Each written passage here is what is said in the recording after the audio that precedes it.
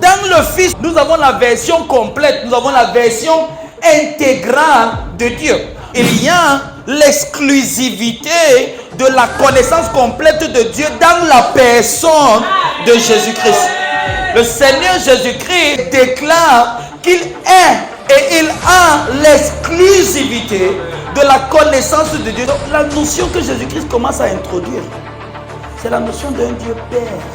Ce qui veut donc dire que pour nous aujourd'hui, si nous devons connaître ce que Dieu est dans son intégralité, on n'a plus besoin d'aller chercher loin. On a simplement besoin de contempler le Seigneur Jésus-Christ, de contempler le Logos de Dieu, de contempler la parole de Dieu. Et à partir de lui, nous recevons la véritable, complète, exacte et précise connaissance et compréhension de sa grâce. Après sa grâce, il y a quoi? C'est encore sa grâce. Et quand la grâce de Dieu va finir, il y aura encore quoi? La grâce. Et quand Dieu sera fatigué de sa grâce, ce sera encore que sa grâce. La grâce de Dieu compétit avec la grâce de Dieu. C'est-à-dire que quand Dieu t'a fait une grâce, une autre grâce vient dire que non, je vais dévoiler la grâce.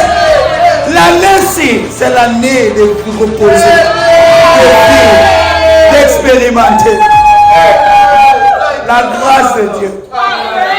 Après sa grâce, c'est encore sa grâce. En dehors de sa grâce, il y a sa grâce. Et j'aimerais que chacun d'entre nous prenne l'attention pour comprendre la pensée de Dieu, la parole de Dieu, parce que ce sera important pour nous, pour vivre et expérimenter la vie de Dieu, expérimenter la pensée de Dieu. Amen. Sois concentré sur la parole cette année parce que une très grande partie de ta vie est déterminée par ce que tu comprends, par ce que tu apprends, par ce que tu crois. Ce qu'il y a dans ta pensée, ce que tu as dans ton cœur va déterminer ton expérience. Ce que tu penses de Dieu, ce que tu connais de Dieu, ce que tu crois de Dieu va déterminer ce que tu penses de toi, ce que tu connais de toi, ce que tu crois de toi et comment tu vas vivre avec le monde tout autour de toi. C'est pour ça que c'est important, l'évangile. Ok? Dans Jean chapitre 17, le Seigneur Jésus-Christ dit que il est venu pour donner, que Dieu lui a donné l'autorité de donner à toute chair la vie. Et au verset 3, il dit que la vie éternelle qu'il est donc venu donner, c'est connaître Dieu. Donc, connaître Dieu, c'est important parce que ça nous permet de vivre une autre forme de vie. Ce qui voudrait donc dire que la forme de vie qu'on a maintenant, c'est à cause de ce qu'on connaît. C'est pour ça que l'enseignement de l'évangile, c'est important parce que si ta vie va changer, si l'expérience que tu as de la vie va changer, ça va changer au travers de la compréhension que tu as de Dieu. C'est important. Je ne sais pas comment vous dire à quel point c'est important, mais comprenez que c'est vital, c'est important de connaître Dieu, de comprendre Dieu. Ça détermine beaucoup de choses pour notre vie. Vous vous rappelez dans Osée 4:6 où la parole du Seigneur dit que mon peuple périt faute de connaissance. Ça veut dire que connaître c'est important. Connaître c'est important et nous allons voir ça aujourd'hui. Donc, nous allons lire le texte que nous avions commencé à expliquer dans Matthieu chapitre 11. Matthieu chapitre 11, le verset 27.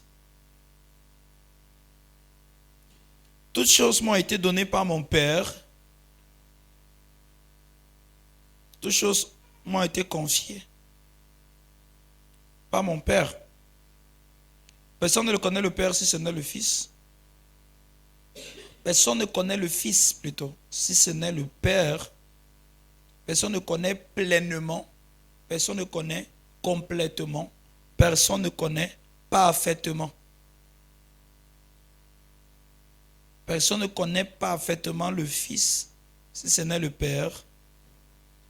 Et personne ne connaît parfaitement, personne ne connaît complètement le Père si ce n'est le Fils. et celui à qui le Fils veut le révéler.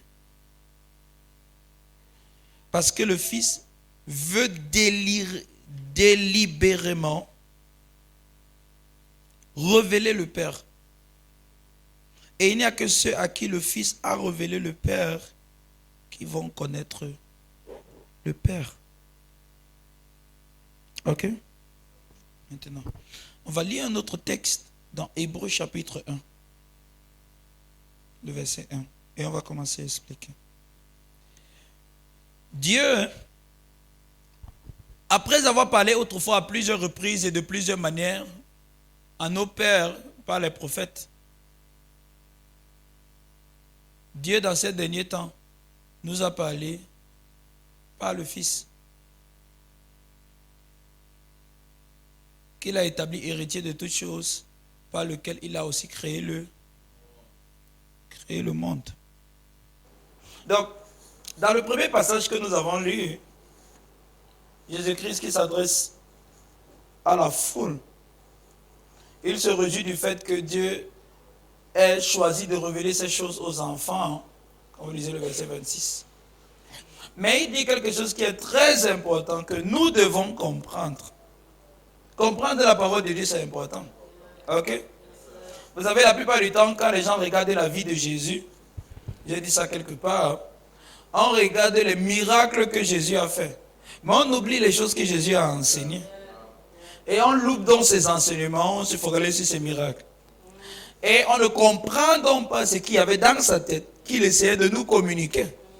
Parce que voyez-vous, beaucoup de personnes sur la terre qui ont révolutionné et qui ont créé des religions ont fait beaucoup de miracles.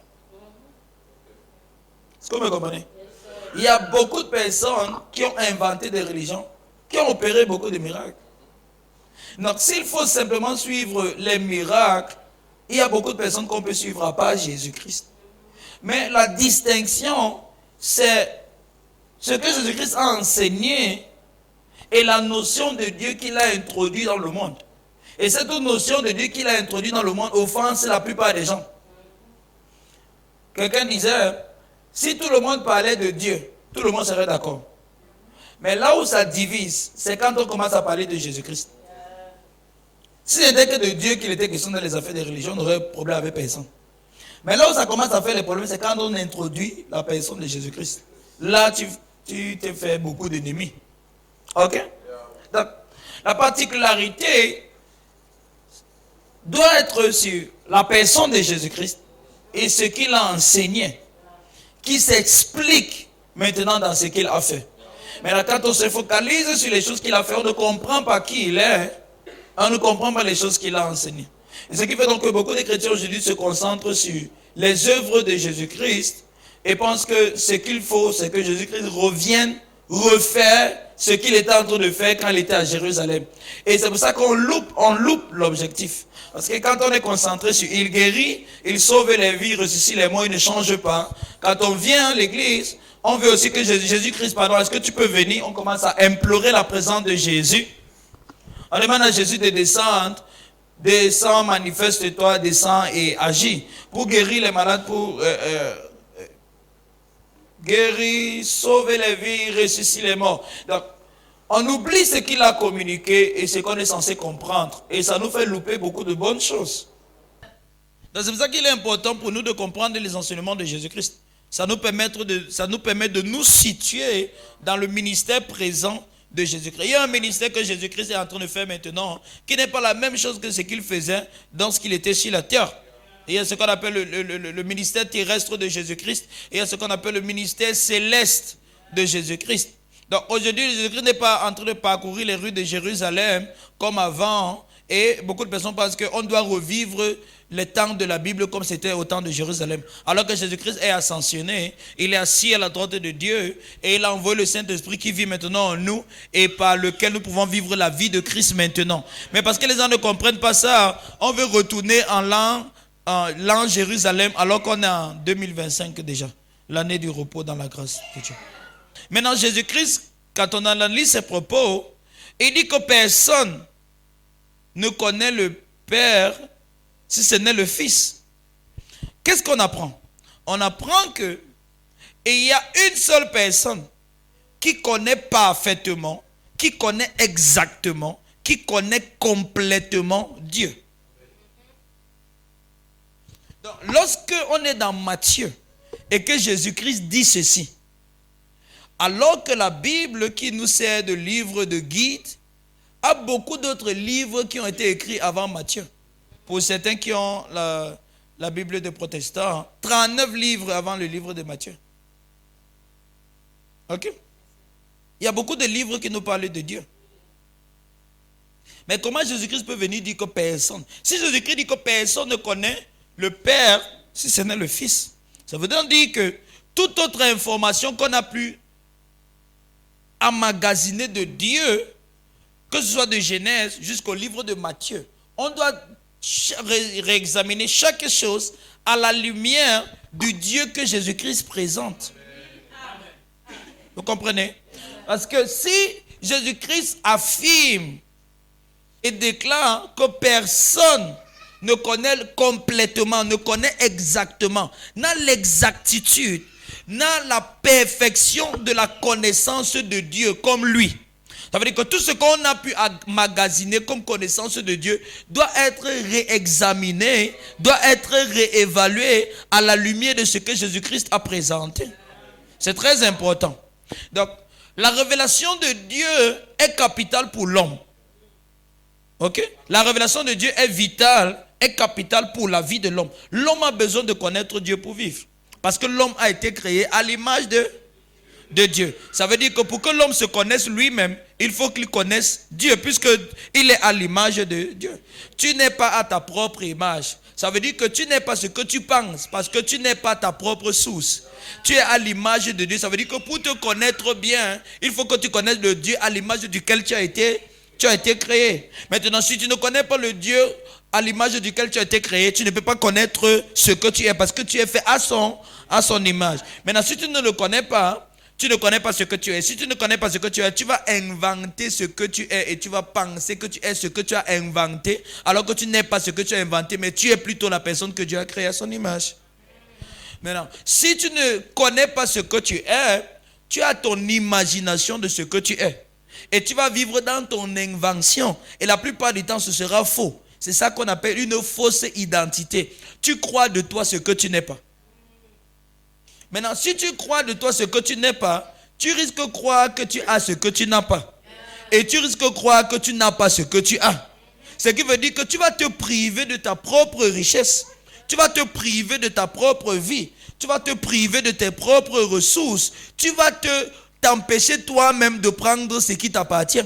Parce que tu vas te dire que tu ne peux pas prendre, parce que tu vas te dire que tu n'as pas droit à cela à cause de ce que tu penses de toi-même. J'ai l'habitude de dire que de toutes les personnes qui vont dormir ce soir sans manger, il y en a qui ont l'argent mais qui ne savent pas qu'ils ont l'argent pour manger. Et ils vont aussi dormir sans manger. Donc ils vont souffrir comme ceux qui n'ont pas alors qu'eux ils avaient. Qu'est-ce qui leur manquait? La compréhension, la connaissance. Donc la connaissance c'est important. La compréhension de Dieu, c'est important. Donc, pour que tu te connaisses toi-même, c'est vital, c'est important de connaître Dieu. Ok? Donc, quelqu'un dit, j'ai besoin de connaître Dieu. Et je veux connaître Dieu. Parce que c'est là-bas qu'est la clé de ma vie. Amen. Donc, le Seigneur Jésus-Christ dit que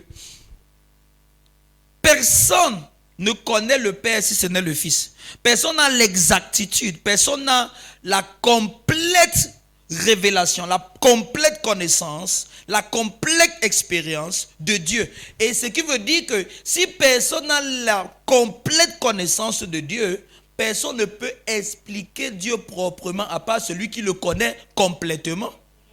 Ça veut dire que tous ceux qui sont venus avant pour nous parler de Dieu n'avaient pas la version complète de Dieu. Et nous ont vendu une version de Dieu qui n'est pas vraie. C'est quand on te vend un faux téléphone. Tu sais ce que ça peut faire.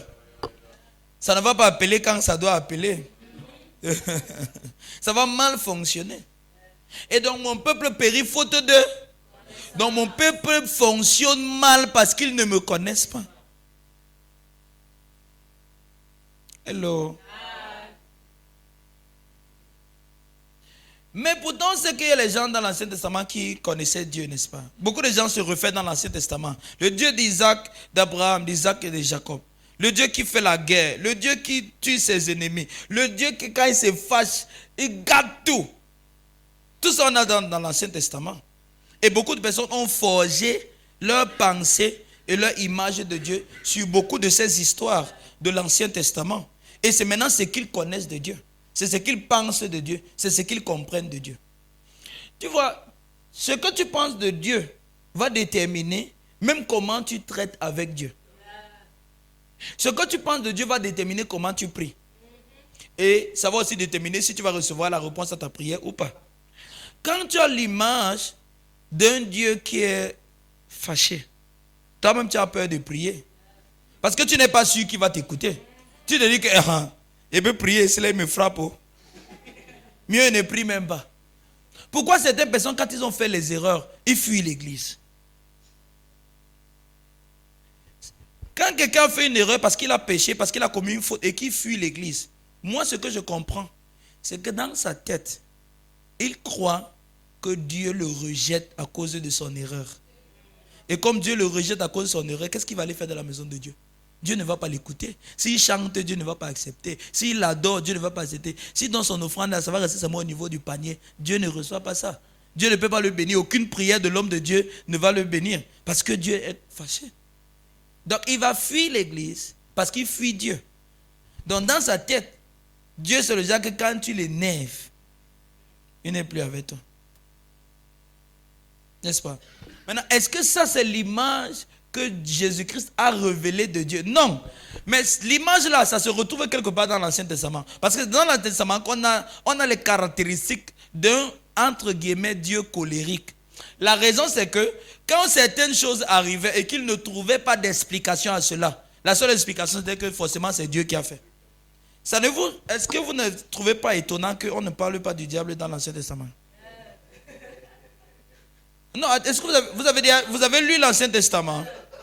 Vous avez remarqué qu'on ne parle pas de lui dans l'Ancien? Vous n'avez pas remarqué?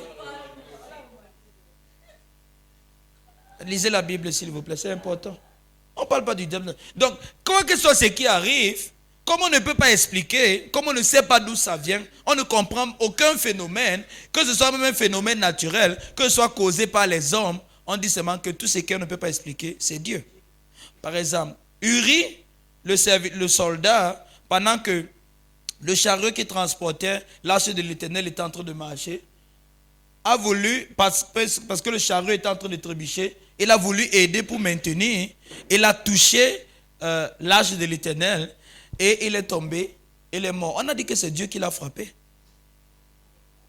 On a dit que c'est Dieu qui l'a frappé. Parce qu'on ne comprend pas la constitution de l'arche de l'Éternel. C'était de sorte que ça pouvait tellement conserver de l'énergie, emmagasinée par l'énergie du soleil. De sorte que tu touches il y avait une décharge électrique qui allait s'abattre sur toi. Et ça qui a causé la mort du riz. On a dit que c'est Dieu qui l'a tué.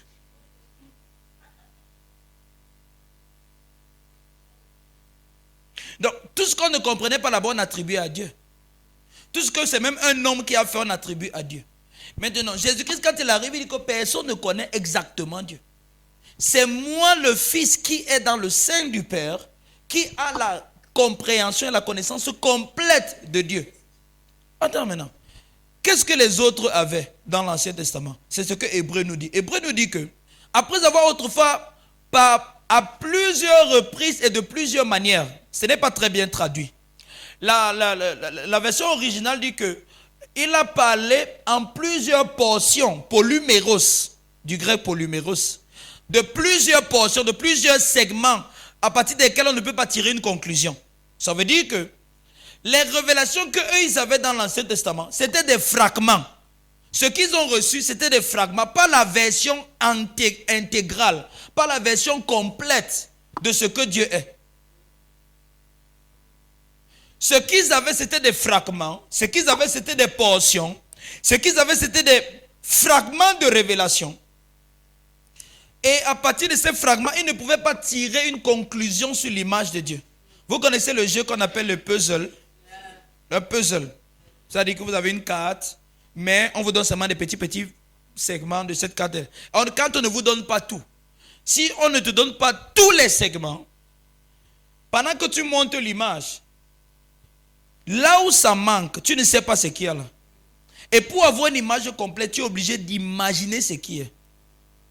Pour que l'image puisse avoir un design dans ta pensée. Donc, eux, ils avaient des fragments. Ils avaient des portions de la révélation de Dieu. Et ces portions ne pouvaient pas leur permettre de tirer une conclusion sur l'image de Dieu. Et comme ils ne pouvaient pas tirer une conclusion sur l'image de Dieu, il fallait combler les vides. Il fallait combler le vide avec leur imagination. Donc, quel que soit ce qu'ils pouvaient imaginer de Dieu, ils comblaient le vide avec. Et ils nous ont transmis ça. Et on a pensé donc qu'ils avaient la compréhension complète de ce que Dieu est. Vous me comprenez? Ce qui veut dire que sur la base de ce qu'ils ont reçu dans l'Ancien Testament, on ne peut pas tirer une conclusion sur la véritable image de Dieu. Parce que ce qu'ils avaient n'était pas complet. La compréhension qu'ils avaient n'était pas totale.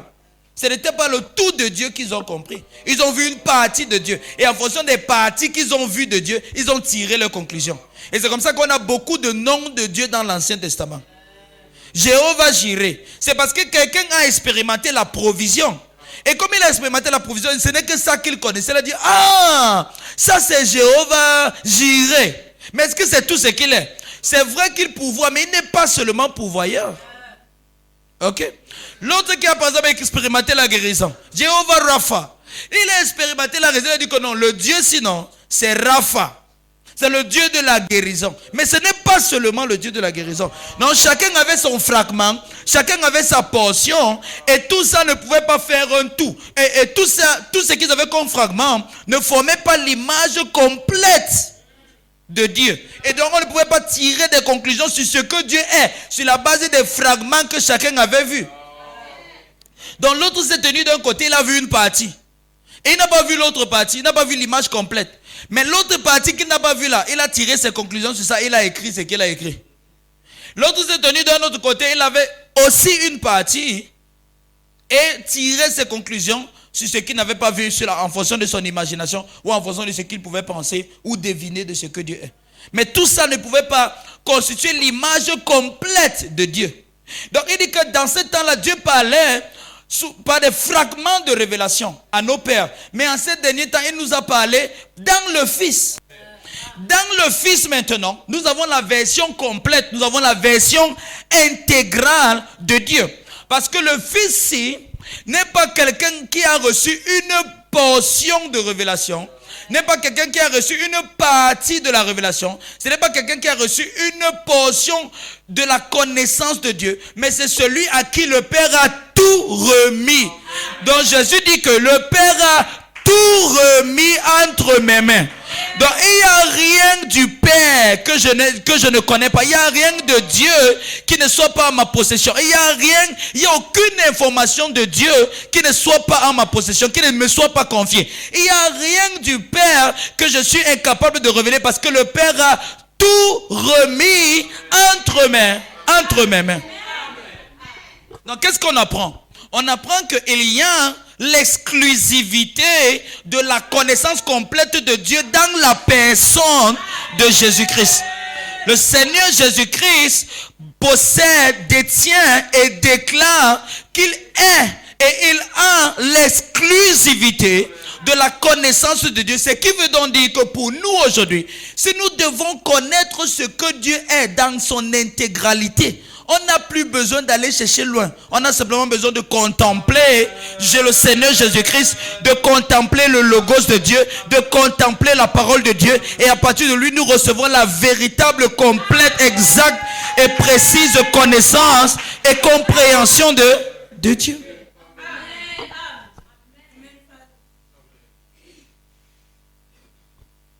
Donc, si connaître Dieu c'est important, ça veut dire que ne pas le connaître Dieu, ne pas le connaître, ce serait aussi dangereux pour nous. Ce serait dangereux. Ce serait nous priver de quelque chose qui est vital pour nous. Ok? Donc, comme le Seigneur Jésus-Christ possède l'exclusivité de la connaissance de Dieu, nous devons donc en ce temps nous rassurer, maintenant que Dieu a ouvert cette exclusivité, nous rassurer que ce que nous est vrai et conforme à la révélation de soi de Dieu en la personne de Jésus-Christ. Parce que c'est la volonté de Dieu que nous parvenons à le connaître.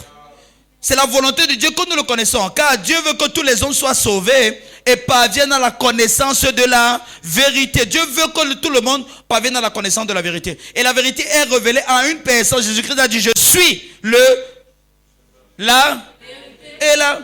Donc la vérité c'est une personne, ce n'est pas quelque chose. La vérité c'est Jésus-Christ. La vérité c'est une personne, ce n'est pas quelque chose. Et donc pour connaître la vérité, on a besoin de connaître Jésus-Christ. Vous me comprenez? Donc nous devons nous rassurer que ce que nous connaissons de Dieu est conforme à ce qui est révélé en la personne de Jésus-Christ. Et on ne peut pas retenir une notion de Dieu qui contredit la personne de Jésus-Christ. Par exemple, un Dieu qui est fâché contre toi et qui ne veut plus de toi, ça ne ressemble pas à ce que Jésus-Christ a révélé. Parce que dans la vie de Jésus-Christ, parce que Jésus-Christ a incarné la chair pour révéler la nature de Dieu. Donc quand Jésus-Christ vient vivre sur la terre, ce n'est pas pour nous amener au ciel. Il vient vivre pour nous révéler la vraie nature de Jean chapitre 1, le verset 18 nous le dit très bien. Regardez ce que Jean dit. On peut lire. Personne n'a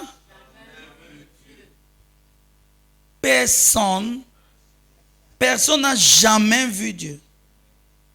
Et tous ceux qui nous ont parlé de Dieu là-haut, ils ont pris ça où?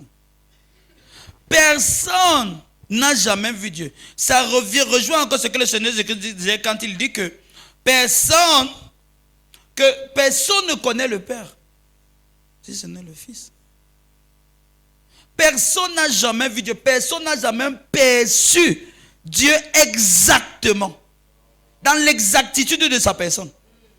Dieu est comment? Parce que tout le monde parlait de Dieu. Oh, Dieu est monté. Oh, Dieu est mon tout. Dieu est comment? Dieu est qui? Dieu est quoi? Dieu agit comment? Dieu se comporte comment? Quelle est l'attitude de Dieu? Quel est le comportement de Dieu? Quelle est l'humeur de Dieu? C'est très important. Dieu est comment? Celui qui ne l'a jamais vu ne peut pas nous dire. Ok? Celui qui ne l'a jamais vu ne peut pas nous dire. Celui qui n'a pas vécu avec lui ne peut pas nous dire. Et la plupart du temps, on a seulement les on-dit de Dieu. Ce que la plupart des gens connaissent de Dieu, c'est les on-dit. Ce que les on-dit, c'est qu'on a vu à la télé, Africa Magic. Dieu qui est tout le temps en combat perpétuel avec le diable. Donc, le Dieu n'a rien d'autre à faire. Son seul travail, c'est de bagarrer avec le diable. C'est un boxeur. Dieu est comment? Dieu vit comment? Dieu fait quoi? Qu'est-ce qui réjouit le cœur de Dieu? Comment Dieu nous regarde? Comment Dieu nous considère? Comment Dieu nous considère? Comment est-ce que Dieu nous traite? Quelle est l'opinion de Dieu vis-à-vis de toi? Qu'est-ce que Dieu pense de toi? Quelle est la considération que Dieu a à ton sujet? Quand tu pries, Dieu se comporte comment? Est-ce qu'il dit, oh moi l'enfant, si. C'est même qui ça? Tu demandes. Depuis que Dieu est venu à l'église, c'est comme ça que, est-ce que tu viens? Dans la tête de beaucoup de personnes, c'est comme ça que Dieu est. C'est pour ça que quand ils ne sont pas venus à l'église, ils commencent à se condamner dans leur cœur. Est-ce que tu sais que l'une des raisons pour lesquelles tu te condamnes, c'est parce que tu crois que Dieu te condamne? Tu ne peux pas te condamner dans ton cœur si tu ne crois pas que Dieu est en train de te condamner. C'est difficile de se condamner dans son cœur quand on ne croit pas que Dieu est en train de nous condamner. Parce que naturellement pour tous les hommes, la référence primaire morale, c'est Dieu. Qui est souvent dans notre cœur comme la voix de notre conscience.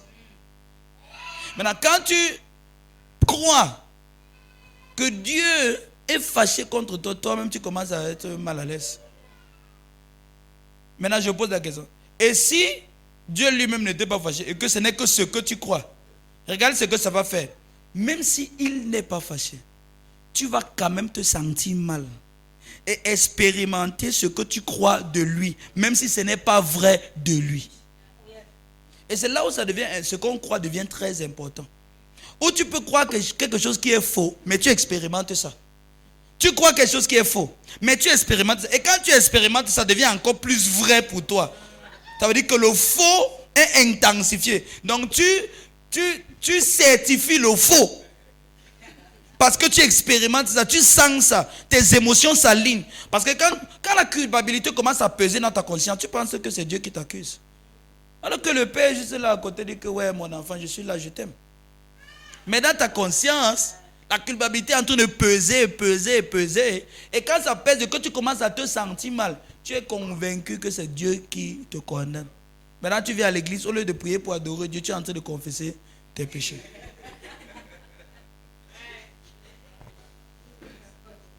Oui, tu es en train de confesser tes péchés, tu es en train de pleurer, oh, pardonne-moi. Le Père dit que ouais, je t'ai déjà pardonné. Seigneur, pardonne-moi, je suis désolé. Je t'ai déjà pardonné. Non, non, non, Seigneur, tu ne m'as pas encore pardonné. Pardonne-moi, pardonne-moi. Maintenant, quand tu as fini de pleurer, que tes émotions sont satisfaites, tu crois. Quand tu crois que Dieu t'a pardonné, tu arrêtes de pleurer. Donc, pour finir, c'est toi qui détermines les sentiments de Dieu, pas Dieu lui-même.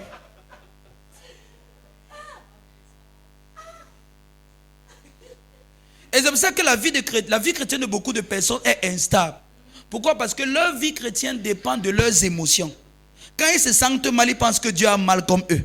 Quand ils sont contents, ils pensent que Dieu est content comme eux. Donc Dieu est aussi émotionnel et instable. Les émotions de Dieu dandient. Dieu est fâché le matin, content le soir. Fâché le matin, content le soir. Quand tu as péché en semaine, il est fâché. Quand tu viens à l'église le dimanche, il te pardonne dimanche. C'est pour ça que beaucoup de chrétiens sont instables. Je vous dis la vérité. Beaucoup de chrétiens sont instables dans leur cœur, instables dans leur pensée. Ils ne peuvent pas être, ils n'ont pas le repos, ils ne sont pas tranquilles. Parce qu'ils pensent que c'est comme ça que Dieu les regarde. Tout ce que tu crois de Dieu, tu vas croire de toi. C'est pour ça que je dis que ce que tu penses de Dieu, c'est important parce que ça va déterminer comment tu vis. Donc, le Seigneur Jésus dit que personne n'a jamais vu. Entre-temps, ceux qui ne l'ont pas vu ont fait comment? Ont inventé leur image de Dieu. Tout domaine de ta vie où tu ne connais pas la volonté de Dieu, tu vas inventer. Tu ne connais pas ce que Dieu pense, tu vas inventer ce que Dieu pense. Et tu vas remplacer ça dans ta vie. C'est pour ça que connaître Dieu, c'est important. Sinon, à chaque moment, tu seras en train de mettre dans ta tête ce que tu crois que Dieu a dans sa tête. Et dès que tu crois que Dieu a quelque chose dans sa tête, ça valide dans ta tête. Oui, tout ce qu'on met dans la tête de Dieu, c'est pour mettre dans notre tête.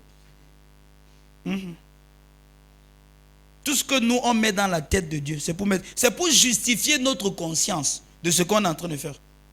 Il y a les gens dans ce monde, parce qu'ils croient que Dieu c'est un guerrier, et que Dieu aime la guerre, et que ce Dieu déteste ses ennemis, et que ce Dieu est prêt à détruire quiconque ne l'adore pas. Quand il prend le couteau pour couper quelqu'un là, dans son cœur, il est sûr que c'est la volonté de Dieu. Parce que dans sa tête, il croit que Dieu a ça dans sa tête. Vous voyez, la religion peut créer les meilleures personnes sur la terre et peut aussi créer les pires personnes. Plus pire n'existe pas, non. Plus pire que quelqu'un qui ne connaît pas la religion. Pourquoi? Parce qu'il a le soutien moral de sa conscience pour le mal qu'il est en train de faire. Ça veut dire que le mal qu'il est en train de faire, il voit ça comme ce qui est bien. Donc il va le faire de tout son être. Parce qu'il croit que c'est la volonté de Dieu. C'est pour ça que connaître Dieu, c'est important. Donc, je ne dis que personne n'a jamais vu. Personne n'a jamais vu Dieu. Personne n'a jamais perçu Dieu correctement. Mais le Fils, il introduit une notion de Dieu que personne n'a jamais introduit. Et à partir de cette notion de Dieu que Jésus-Christ introduit, nous devons davantage faire confiance en la révélation qu'il apporte de Dieu. Parce que toute personne qui vient nous parler de Dieu, qui n'a pas vécu avec Dieu, dans les paramètres de Dieu, dans la maison de Dieu, ne peut pas avoir la compréhension intime de ce Dieu-là. C'est pour ça que de toutes les personnes qui ont inventé leur religion, je peux m'appuyer, me reposer sur la foi chrétienne.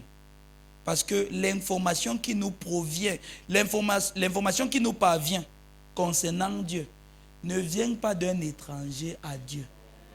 Vient de celui qui vit dans le cercle de Dieu.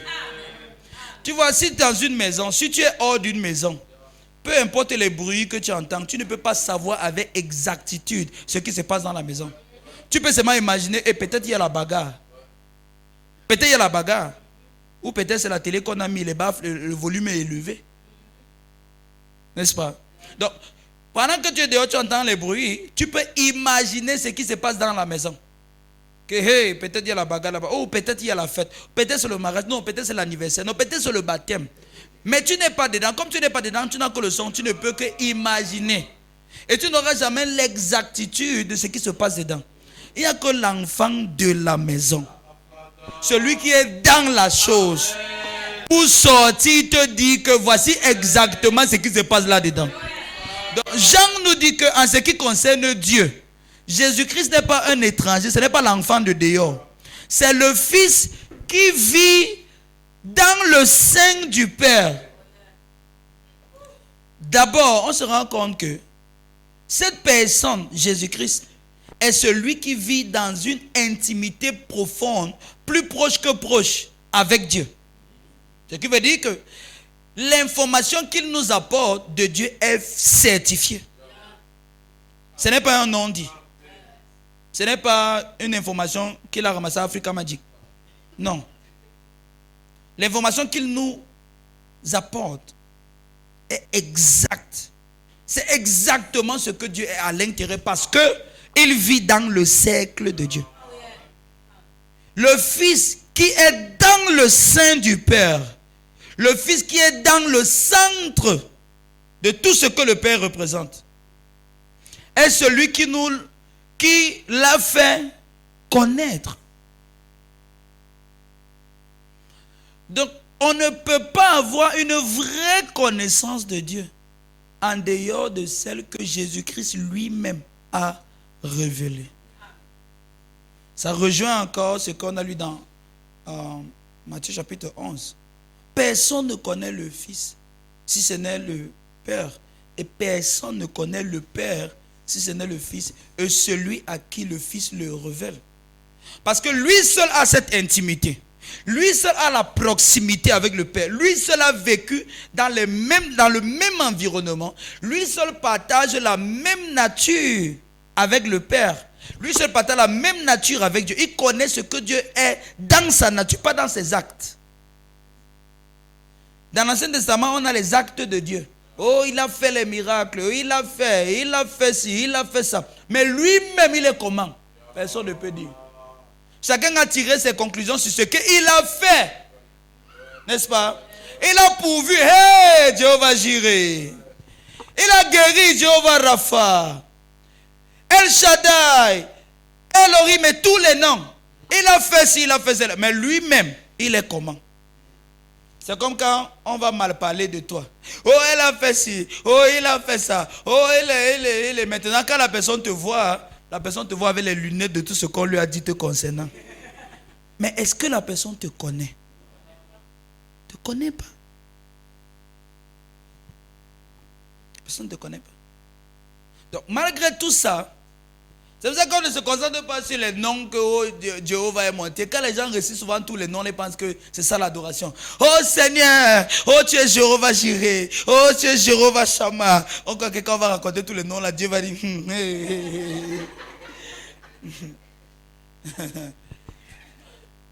tous les noms là, il suffit de Jésus-Christ. C'est le résumé le plus complet de tout ce que Dieu est. Parce que cette fois-ci, on n'est pas en train d'invoquer les aspects de Dieu. On invoque l'entièreté de sa personne et de sa nature. On n'a pas besoin de chanter tous les noms. Jésus-Christ, c'est complet. C'est la révélation complète de Dieu. Donc, le Fils qui est dans le sein du Père est celui qui l'a exégésé, est celui qui l'a interprété, est celui qui l'a déclaré, est celui qui l'a expliqué, est celui qui a ouvert l'exclusivité de la connaissance de Dieu pour partager cette exclusivité avec nous. Ça veut dire que Jésus dit que ce que moi je connais de Dieu depuis toute l'éternité et qui a généré mon expérience, ce que je connais de Dieu qui est vrai, que j'ai toujours vécu, maintenant je veux le partager avec toute autre personne. L'exclusivité de la connaissance de Dieu en la personne de Jésus-Christ est ouverte, est partagée. Ça veut dire que le cercle intime de la Trinité, c'est un cercle fermé. Parce qu'il n'y avait que le Fils pour connaître le Père, il n'y avait que le Père pour connaître le Fils, les deux dans la communion du Saint-Esprit. Personne n'est jamais entré là-dedans. Mais dans l'incarnation, c'est-à-dire dans la naissance de Jésus-Christ, Jésus annonce que, vous voyez l'affaire de la famille divine ici. C'est-à-dire que l'affaire de la famille de Dieu, il n'y a que 3 personnes, le Père, le Fils, personne n'est jamais entré dans la famille. Là. Vous voyez l'affaire ici. Là. Maintenant, on va agrandir la famille. Le projet, c'est d'agrandir la famille. Et cette famille, maintenant, n'aura plus un seul fils. Aura maintenant plusieurs fils.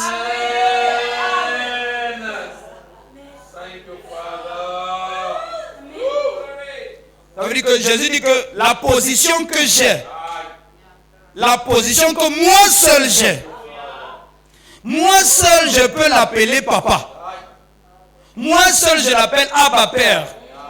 Et ce n'est que moi ceux qui l'appellent son cher fils. Je le connais comme mon père chéri, il me connaît comme son fils chéri. Tout a été remis entre mes mains. Je possède tout ce qu'il possède. J'ai tout ce qu'il a. Je représente tout ce qu'il est. J'incarne tout ce qu'il est. Cette position, cette posture que j'ai, moi le Fils de Dieu, moi Jésus-Christ, maintenant, je ne vais pas garder ça pour moi seul. Je vais venir partager ça avec mes frères. Je viens partager ça avec mes frères. Je viens partager avec toi tout ce que je connais de Dieu. Pour que tu connaisses Dieu comme moi je connais Dieu. Pour que tu l'appelles Père comme moi je l'appelle Père. Pour que tu bénéficies de sa grâce comme je bénéficie de sa grâce. Pour que tu partages sa bonté comme je partage sa bonté. Pour que tu bénéficies de ses richesses comme je bénéficie de ses richesses. Pour que tu bénéficies, tu t'appuies sur sa grâce comme je m'appuie sur sa grâce. Pour que tu reçoives le Saint-Esprit comme je reçois le Saint-Esprit. Pour que tu partages toutes les richesses de ce que Dieu est. Comme moi, le Fils, je partage toutes les richesses de ce que Dieu est.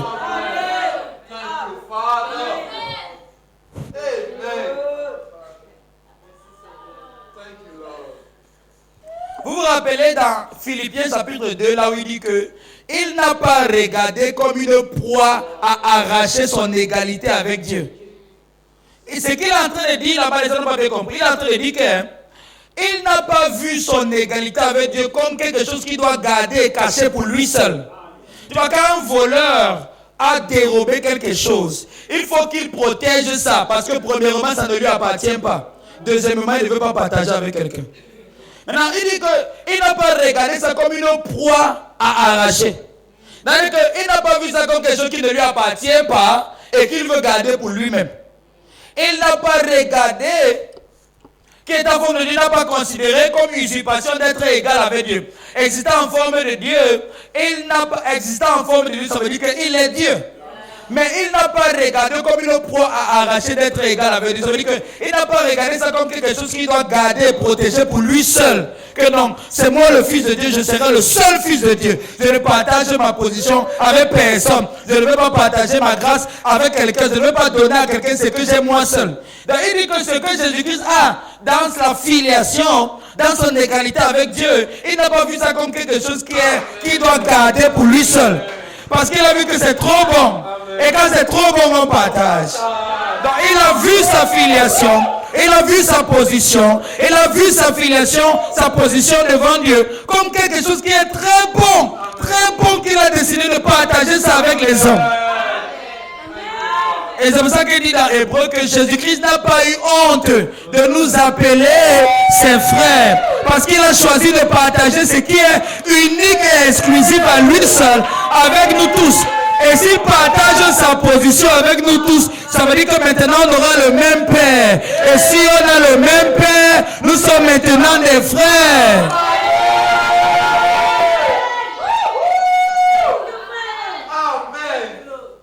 Et donc quand il vient avec la révélation, il parle de Dieu comme pas Dieu, mais il parle de Dieu comme un Père.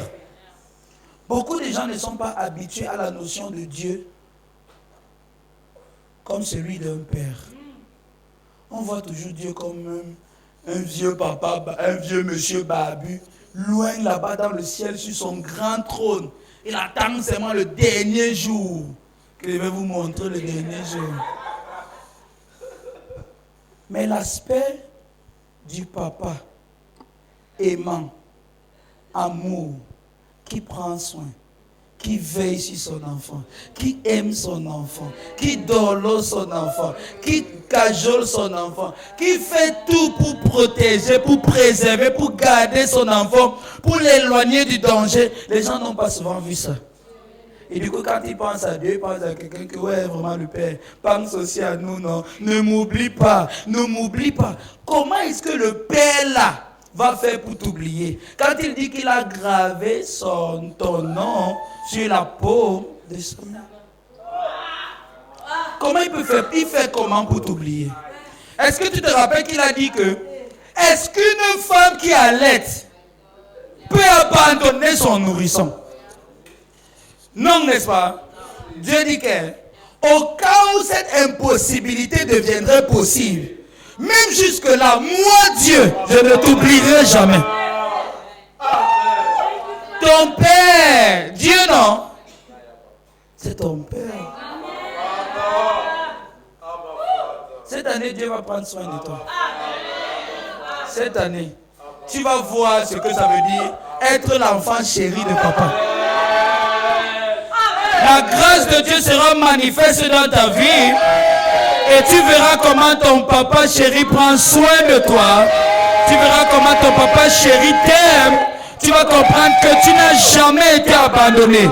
Je comprends qu'il y a les difficultés. Je comprends qu'il y a les challenges. Mais ce que tu dois savoir, c'est que ton papa ne t'a jamais abandonné. Il ne t'a jamais abandonné. Il n'a jamais abandonné les projets qu'il avait pour toi. Il n'a jamais abandonné sa vision. Il n'a jamais abandonné ses projets. Il n'a jamais abandonné ton avenir. Il croit en toi et il croit en tout ce qu'il a formulé pour toi. Dieu ne se répand pas de ses dons et de ses talents. Il croit tellement ce qu'il a fait que malgré toutes tes erreurs, il sait que ça va toujours marcher. Donc quand Dieu a fait un plan parfait, il a pris en compte toutes tes erreurs. Et il sait que même avec toutes les erreurs, là, ça ne peut pas gâter son plan parfait. Sinon, il se serait déjà découragé depuis. Mais comme Dieu ne s'est pas découragé, ça veut dire que le plan de Dieu pour ta vie demeure. La volonté de Dieu pour ta vie demeure. Il y a beaucoup d'espoir pour toi. Enfin, il y a plus d'espoir que de découragement. Les choses qui t'encouragent sont plus nombreuses que les choses qui te découragent. Hey!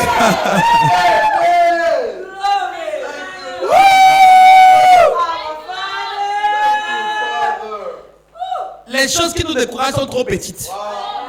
C'est trop petit comparé à l'immensité de la grâce, l'immensité de l'amour, l'abondance de la grâce de Dieu.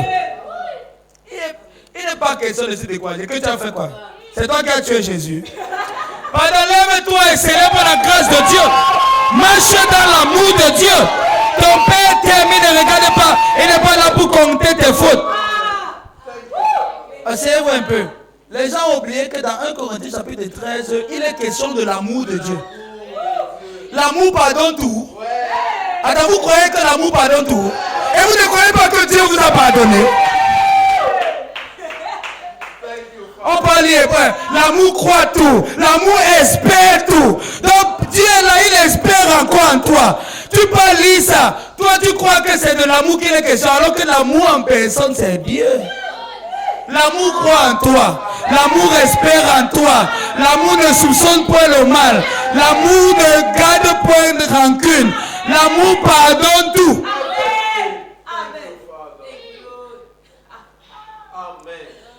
Ne pense pas que la petite voix qui te condamne dans le cœur, c'est la voix de Dieu. Non, ça, c'est pas la voix de Dieu. Ça, ce n'est pas la voix du Saint-Esprit.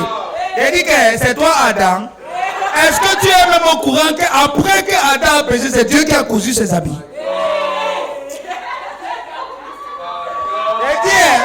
C'est Dieu qui a dit que ouais, comment mon enfant va marcher nuit comme ça? C'est Adam qui s'est rebellé, oh. Mais c'est Dieu qui dit que même si tu t'es rebellé, mon frère, tu es toujours mon enfant.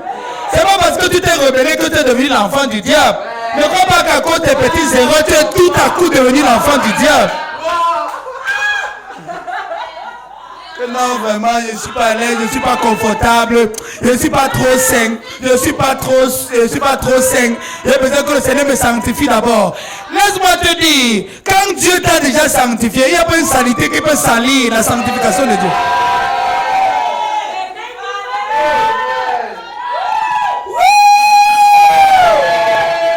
Dieu est amour et Dieu c'est notre Père. On n'a pas d'eux, on n'a personne chez qui on va courir. On n'a même pas d'oncle qui va nous accueillir après. On n'a que chez Dieu qu'on peut partir. Donc même si on a fait combien de ce n'est que là-bas qu'on va go. Est-ce que vous savez que le fils prodigue, quand il revenait, il voulait être esclave. Dans ma maison, mon fils, à cause de tes erreurs, tu veux maintenant venir te comporter comme un esclave. Que ouais, Seigneur, tu sais vraiment, j'ai fait beaucoup d'erreurs dans ma vie, mais acceptez-moi seulement comme ça. Quoi? Mon fils, passe quoi? Donc tu veux dire qu'une erreur, c'est toi. L'erreur ne te définit pas. Tes fautes ne te définissent pas. Tes manquements ne te définissent pas. Tu es et tu demeures le Fils de Dieu et la fille de Dieu. Tu n'es pas devenu l'enfant du diable. Tu n'es pas devenu l'étranger. Dieu c'est papa. Dieu c'est papa. Dieu c'est papa. Donc la notion que Jésus-Christ commence à introduire, c'est la notion d'un Dieu Père.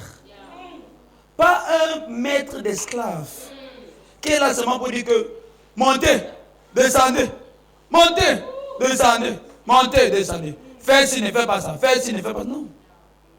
Il parle de Dieu comme le Père.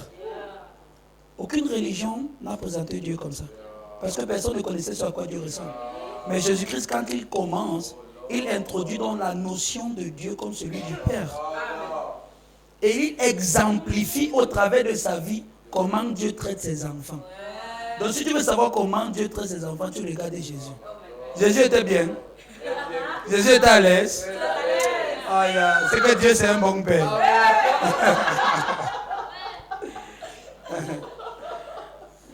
Parce que sa vie exemplifie la vraie nature de Dieu. Peu importe, nous sommes les enfants du Papa. Ok? Donc, Jésus-Christ révèle la vraie nature de Dieu. C'est en lui qu'on voit vraiment ce que Dieu est. Jusque-là, on pensait que non, c'est un monsieur distant qui est là-bas, et que tout son problème, c'est qu'on obéit à ses ordres. Obéissez mes commandements. Si vous n'obéissez pas la ferme, je vais vous envoyer là où il n'y a pas la clim. Obéissez. C'est qu'on pensait que Dieu est que, ok. Si tu veux que Dieu te bénisse, obéis. Si tu n'obéis pas de bénédiction. C'est ce qu'on connaissait de Dieu. Mais Jésus-Christ a introduit une autre notion. Que non, il ne met pas de conditions. Quel père met la condition sur ses enfants avant de les envoyer à l'école? Quel père fait ça? Que si vous passez, je vais payer la pension. Ça n'est même pas raisonnable. Paye quand même encore comment d'abord partir à l'école. Hein, avant de voir comment on va composer pour échouer après.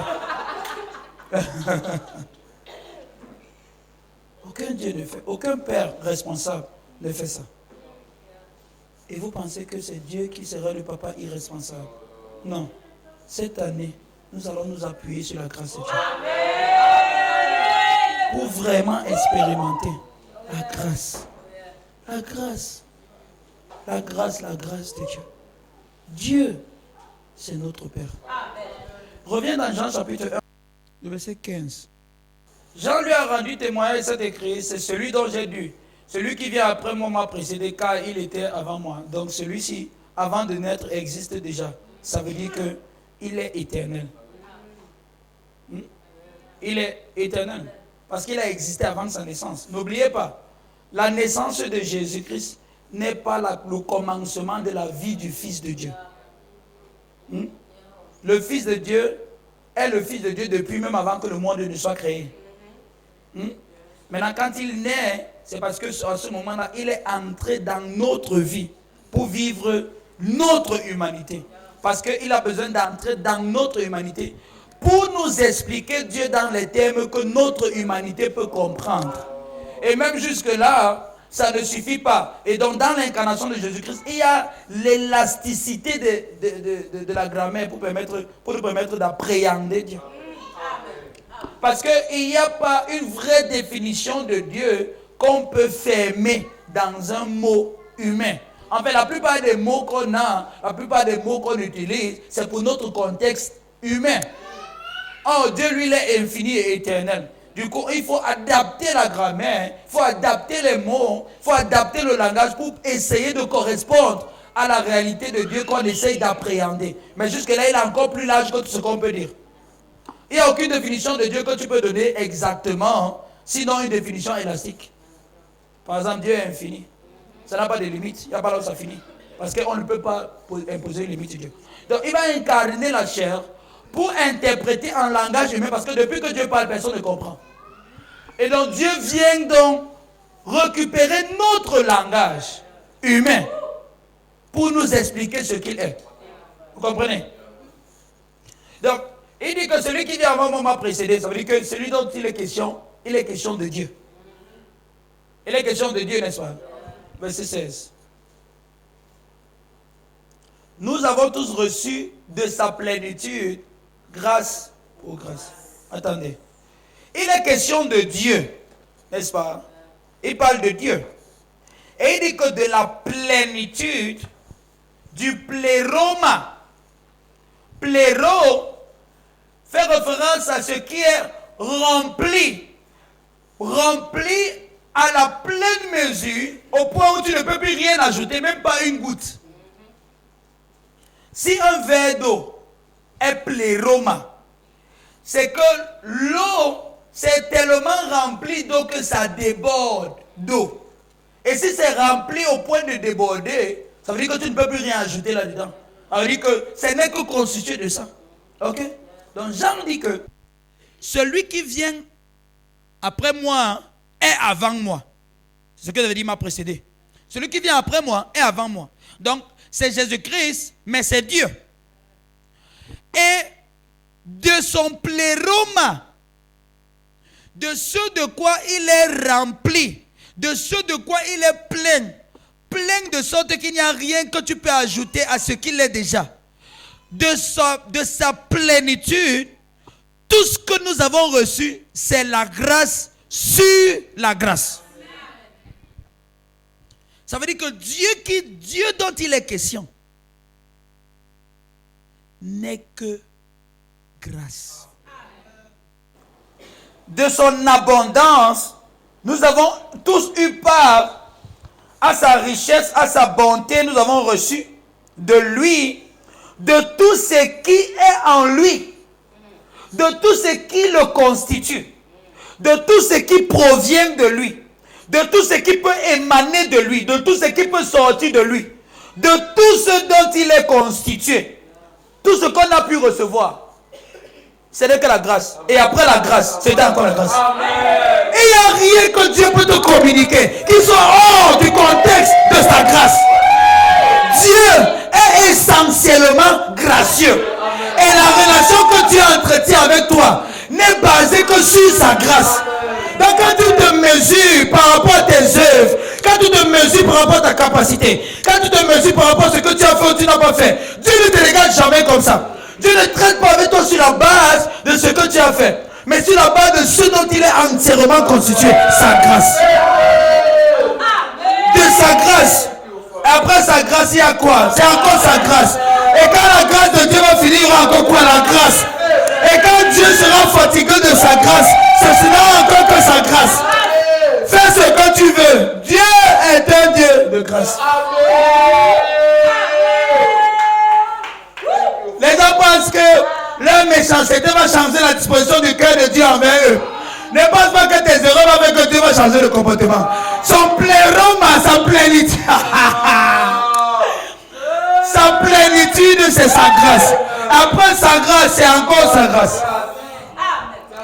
La grâce de Dieu compétit avec la grâce de Dieu. C'est-à-dire que quand Dieu t'a fait une grâce, une autre grâce vient dire que non, je vais dévancer la grâce. L'année-ci, c'est l'année de reposer, de vivre, d'expérimenter. La grâce de Dieu. Après sa grâce, il y a encore sa grâce. En dehors de sa grâce, il y a sa grâce. Que non, Dieu est lent à la colère, riche en bonté. Tu n'as pas bien lu ta Bible. Qui a écrit ça? Comparé à celui qui est venu nous révéler la plénitude de Dieu. Il n'est pas lent à la colère, riche en bonté. Il est riche en grâce et riche en grâce. De sa plénitude. La grâce pour la grâce. La grâce sur la grâce. La grâce avec la grâce. La grâce en compétition avec la grâce. Notre Père, Dieu notre Père, est un Dieu de grâce. Non, les gens qui prêchent la grâce de Dieu, là, ce n'est pas le message. Tu as bien lu ta... Ce n'est pas le message comment. Si on doit parler de Dieu, c'est de la grâce qu'on doit parler. Parce que ce de quoi Dieu est rempli, c'est sa grâce. En fait, il déborde de grâce. Il est plein de grâce, il déborde de grâce. Et il dit bien, tu ne peux rien ajouter à son plérum. Quand c'est plérum, tu ne peux rien ajouter. Parce que c'est plein et ça déborde. Comment tu vas ajouter autre chose dans ce qui est déjà plein et déborde? Dieu, c'est un Dieu de grâce. Si la notion que tu as de Dieu ne correspond pas avec la grâce, c'est une fausse notion. Ne crois pas en cela. Parce que ça va te priver de la grâce de Dieu. Ne pas croire la grâce de Dieu va te priver de la grâce de Dieu. Et tu ne peux pas mériter la grâce de Dieu.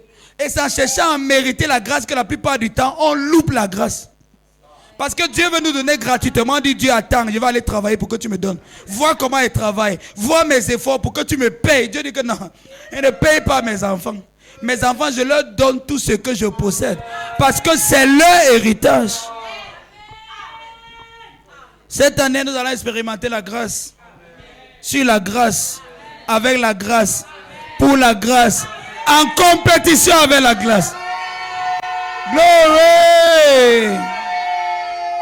Quelqu'un est édifié ce soir?